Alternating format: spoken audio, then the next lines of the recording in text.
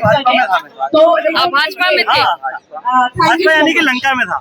देखिए, हमारी मौजूदगी नई दिल्ली के जंतर मंतर कांग्रेस जनता पार्टी का जो धरना चल रहा है उसमें है, और हमारे साथ इस समय मौजूद है सुशील भट्ट जी, जो कि उत्तराखंड से आए हैं। कहीं ना कहीं ये बीजेपी में पहले बीजेपी पार्टी को ज्वाइन कर रखा था, उसमें क्या थे आप सर? मैं प्रदेश सह संयोजक था और 2015 तक मैं भाजपा में था, सक्रिय सदस्य भी रहा मैं 3 बार। क्यों आपने छोड़ दिया? नहीं, मैंने नहीं छोड़ा मैडम। ऐसा है कि जिस तरीके से जो अहंकारी राजा था रावण, उसने भरे दरबार में लंकापति रावण ने विभीषण को लात मारकर निकाल दिया, तो मुझे निष्कासित किया गया।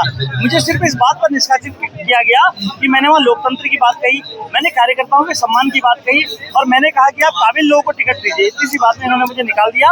और जिस तरीके से विभीषण फिर राम की तलाश में थे कि वन भटक रहे थे राम की तलाश में, तो मैं भी राम की तलाश में हूँ और राम को खोज रहा हूँ कि आखिर राम है कहाँ। राम अयोध्या में है, राम वन में है, या फिर राम राजनीति में है, क्योंकि भाजपा ने राम का राजनीतिकरण कर दिया है। हे प्रभु श्री राम, आप जहाँ कहीं भी हो, आप मेरे मन की बात सुनिए और मुझे कुछ संकेत दीजिए ताकि मैं आपके दर्शन कर सकूं। अपना आपकी शरण में आना चाहता हूँ। जय श्री राम। ये तो आपने अपनी बात बताई, लेकिन आज प्रोटेस्ट में आप यहाँ पे मौजूद हैं, क्या आप भी चाहते हैं कि धर्मेंद्र प्रधान जी इस्तीफा दें? देखिए, लंका में एक कैरेक्टर और था, ये मेरे पीछे जब दिखाना चाहूंगा। लंका में एक कैरेक्टर और था, उसका नाम था कुंभकर्ण। तो कुंभकर्ण जब सोता था तो साल में एक बार उठता था। आपने पीछे देखा होगा कुंभकर्ण। कुंभकर्ण सोया हुआ है और कुंभकर्ण को जगाने के लिए क्या क्या करना पड़ेगा आप बताइए। कुंभकर्ण ये सोए हुए लोग हैं, इनको जगाने के लिए बहुत। आपको लगता है अगर वो इस्तीफा दे देते हैं तो क्या जो समस्याएं जैसे पेपर लीक हो रहे हैं वो बंद हो जाएंगे? समस्याएं जस की तस रहेंगी, लेकिन सबसे बड़ा प्रश्न यह है, जब पहले रेल दुर्घटना होती तो रेल मंत्री इस्तीफा दे देता था। नीतीश कुमार ने एक बार 290 रेल दुर्घटना में लोग मारे गए, नीतीश कुमार जी ने इस्तीफा दिया, रेल मंत्री थे। स्वर्गीय लाल बहादुर शास्त्री देश के सबसे ईमानदार नेता, उन्होंने जब 100 लोग ट्रेन दुर्घटना में मारे गए, उन्होंने इस्तीफा दिया था। कई लोगों ने इस्तीफा दिया, बीपी सिंह ने एक बार इस्तीफा दिया था, और लालकृष्ण आडवाणी पे हवाला कांड का आरोप लगा, उन्होंने। ये क्यों नहीं दे रहे हैं, क्या लग रहा है? डीलर और लीडर में फर्क होता है मैडम, ये कह रहे हमारे वहाँ स्थिति की परंपरा ही नहीं है। सत्ता का लालच है इस वजह से? सत्ता का अहंकार है, लालच नहीं, अहंकार है, लालच भी है।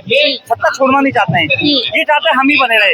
ये तो कहते हैं 50 साल तक कोई दूसरा आएगा ही नहीं। इतना अहम हो गया इनको, इनका इतना अहम। तो क्या लगता है जनता जो है सड़कों पर उतर आई है, कांग्रेस जनता पार्टी के साथ तमाम युवा जुड़ चुके हैं, यहाँ तक कि बुजुर्ग भी अब जुड़ रहे हैं, तो क्या लगता है कि अब बदलाव होगा? देखिए, बदलाव तो होकर रहेगा ना, लेकिन ये जनता को मानते कहाँ बताइए। अगर जनता को मानते तो ये जनादेश भी जो लेते हैं छीन के लेते हैं।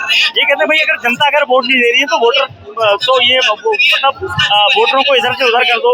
दूसरा, इन्होंने वोटर परसेंटेज में गड़बड़ी करते हैं, कई चीजें हैं।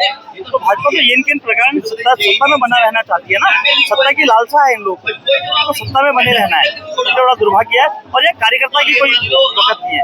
मतलब ये जो लोग कार्यकर्ता है वो कहीं ना कहीं समझिए कि अपना मन मार के, या कहीं ना कहीं उनका कोई मतलब एक आदमी जैसे किसी चीज के विरुद्ध आवाज उठाता तो उनकी हिम्मत नहीं है, या उनके कुछ ना कुछ व्यक्तिगत लाभ है, वो तब पार्टी में जुड़े हुए हैं।